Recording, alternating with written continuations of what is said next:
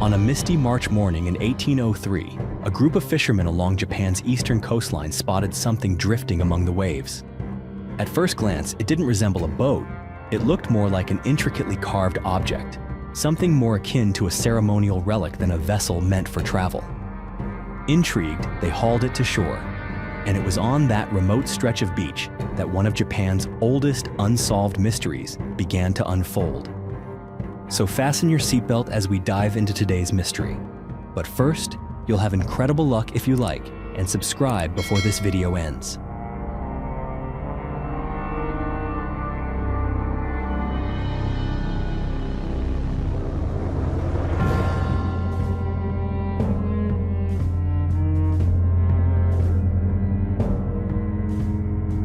The vessel was only about 18 feet long and 11 feet tall, far smaller than the merchant ships or warships of that era.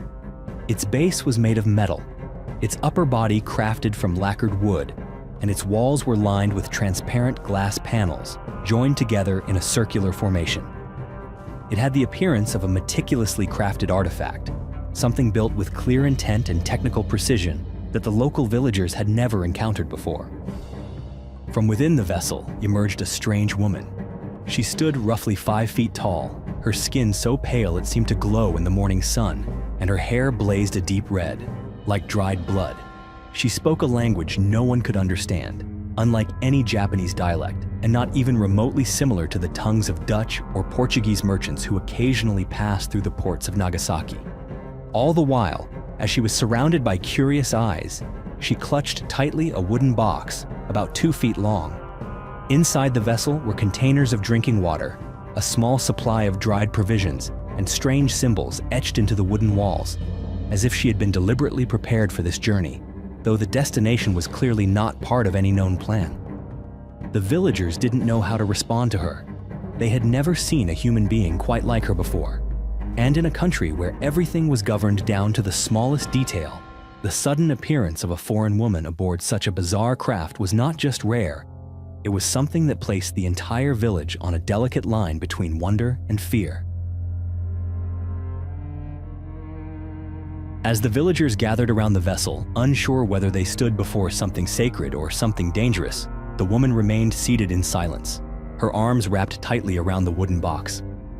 From within the crowd stepped an elderly man, a village elder who had spent nearly his entire life on this very land.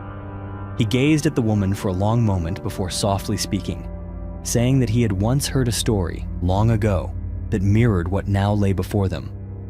It was the tale of a foreign princess, one who had dared to defy an arranged marriage in the name of true love. Her lover had been executed, and she had been sentenced to exile.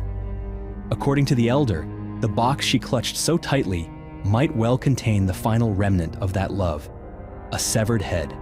At those words, a chill crept down the spines of those present. They stood still, unmoving, as though they were witnessing a legend rising from the soil of reality itself. As the long day passed in silence, no one in the village knew what to do with the woman. She was not a criminal, but neither could she be considered a guest. The village elders gathered in hushed deliberation. They understood that keeping her could lead to consequences they could not predict. At that time, Japan was under the Sakoku policy, a harsh and unforgiving form of isolationism. Any interaction with foreigners, no matter how small, was deemed a transgression. If the imperial court were to learn that a humble fishing village had harbored a foreign woman, the punishment could be severe. The entire village might even be erased from maps, as a warning to others. One elder spoke solemnly. If this woman had truly been fated to drift between the waves, then returning her to the sea would be an act of mercy in itself. And so, they resolved to send her and her vessel back into the ocean. The boat, now called Utsurobune, or the Hollow Ship, was gently pushed into the open water. The woman remained exactly as she had been, seated in silence, arms wrapped around her box. And then, the current slowly carried her away, as if she had never existed at all. Stories like this one usually drift quietly into obscurity, much like the vessel itself, swept away by the tide. But what makes the legend of the mysterious woman and the Utsurobune truly remarkable is that it did not vanish into the fog of folklore. It was carefully and unmistakably documented in the historical records of Edo period Japan. Across the yellowed pages of the 19th century, the tale appears not once, but in several distinct accounts. Oshuzaki, Toen Shosetsu, Ume no Chiri. Each manuscript contains slight variations, as though the story had washed ashore on different lands, retold in different voices. And yet, the core elements remain uncannily consistent. The strange, circular boat, the red-haired woman, the incomprehensible language, and the box that no one was allowed to open. It didn't stop there. Japanese scholars of the 19th century began posing questions that, even now, remain unanswered. They asked, where did the vessel come from? Who could have built it? And why would a craft so unusual appear in a nation that, at the time, was entirely sealed off from the outside world?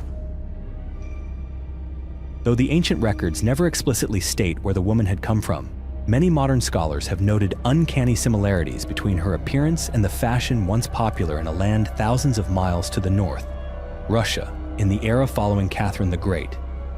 When placed alongside notes from Dutch merchants who had interacted with Russians, the pieces began to form a picture too compelling to ignore. She may have been Russian, or at the very least, from a Eurasian culture where snowbound landscapes and royal bloodlines coexisted in gilded palaces shadowed by silent revolutions. One of the earliest to propose this theory was Kokushi Debakin, a Japanese scholar from the early 19th century. He had thoroughly studied every written account of the Utsurobune and compared them with the testimony of a Japanese sailor named Dakuyo Kayu, who had shipwrecked and lived in Russia for a decade, from 1782 to 1792. Dakuyo recalled having seen Russian women with red hair, clad in thick coats trimmed with white fur, and using handwritten symbols entirely unfamiliar to anyone in the East. He described the script as slanted, rounded, and flowing, something that many believe closely resembled the markings etched into the interior of the Utsurobune. Of course, these symbols did not match any known writing system, not even Cyrillic. While the theory of a northern woman drifting to Japan has sparked much debate, another path leads us inward, into the very heart of Japanese culture itself. Within Japan's vast repository of myth and ancient folklore lies a story seldom told, yet filled with startling parallels. It is the legend surrounding the origins of the Kono clan, an actual noble family that once ruled a significant portion of the island of Shikoku. According to ancient accounts, in the 7th century, a Japanese fisherman pulled from the waves a 13-year-old girl, found drifting alone across the open ocean in a hollow boat. She claimed to be the daughter of a Chinese emperor, pursued by a cruel stepmother. Sheltered by the people of Iyo province, she grew up and eventually married a local prince. The son they bore would go on to found the Kono clan, a family believed to carry royal blood from a distant land. The tale was long regarded as myth, yet later scholars uncovered fragments of genealogical records, faded drawings that depicted a round vessel, and a girl whose features did not appear entirely Japanese. And most striking of all, it was said to have happened nearly 1,000 years before the Utsurobune washed ashore. Though the ancient records tried to anchor the tale within the borders of Earth, there remain details far too strange to be explained by history or tradition. Because if this truly was a vessel, then it was one unlike any known mode of transport ever crafted by human hands at the time. And if this truly was a woman, then she was a woman unlike any archetype ever portrayed in the culture of Edo period Japan. In the historical texts, the Utsurobune is described with such precision that it defies dismissal as mere folklore. Its base was made of dark, polished metal, its upper structure crafted from lacquered wood, and along its walls were transparent glass panels, seamlessly joined in a circular array, like a giant lens peering outward at the world. The vessel had no rudder, no oars, no visible mechanism to suggest it was ever meant to navigate the surface of the sea. At the time, the term unidentified flying object had not yet been conceived. And yet, the illustrations of the Utsurobune found in early 19th century manuscripts bear an uncanny resemblance to what modern humanity would come to recognize, more than a century later, as the classic flying saucer. And so, a new theory began to flicker into existence, Perhaps this vessel had not come from another country, but from another planet. More than 2 centuries have passed since the Utsurobune drifted silently away from the shores of Japan. No one knows what happened afterward, and yet, strangely enough, her story remains.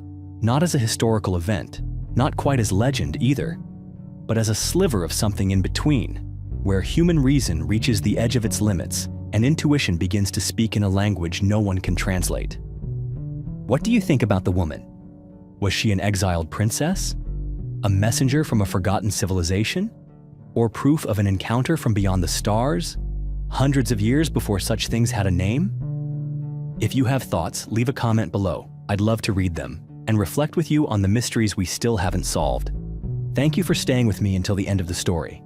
Be sure to hit subscribe and turn on the bell so you don't miss the next episode.